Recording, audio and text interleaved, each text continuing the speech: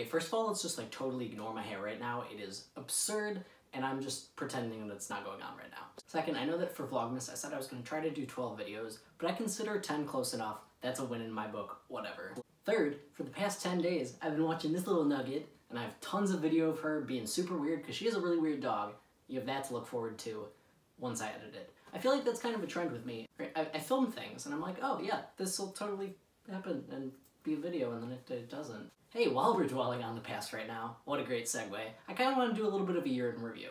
Just to think about the things that have happened this year, and so I can look forward to the future. So I think I started this channel around January, which means I am pretty quickly coming up on my 1-year anniversary of very badly attempting to film videos. And that's actually been kind of fun to put things together so that I can actually remember them. In February I went to Vegas for the first time. I feel like historically I've been bad at trying to do new things, so I'm really glad I did something that I wouldn't really normally have done. In March I started working downtown in the Loop of Chicago, which was quite the commute, and it made me realize that's not something that I actually want to do. April was super uneventful, but then May was more than eventful when I hurt myself at work and found myself in a situation where I realized I really had to stick up for myself in ways that I really shouldn't have had to.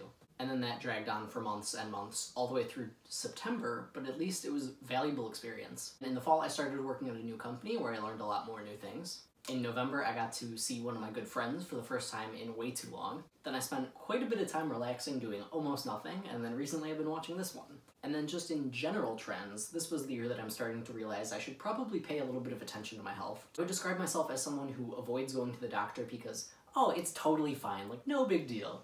I'm not afraid of doctors, I just avoid them because I think they're largely unnecessary, even when people are telling me that I really need to go. So on that trend, I went to a doctor for the winter breathing problems that I've been having for about 7 years, and it turns out that I have asthma, and I got this fun, super expensive inhaler. Like, thank God for insurance, because I was not about to pay how much this was. I've also been exercising, one of those things being weightlifting, and this year I've set personal bests for almost every single lift, with the exception of squats, because my knee, obviously, I had some problems with when I had surgery.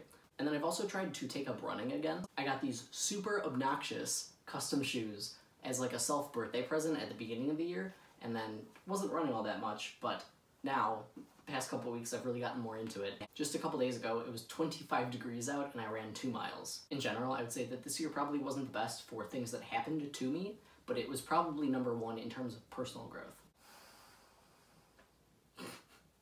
So I hope to take all the things that I've learned and really put them to good use, and I have a feeling that 2019 is going to be a great year.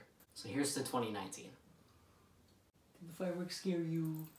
Oh, it's okay.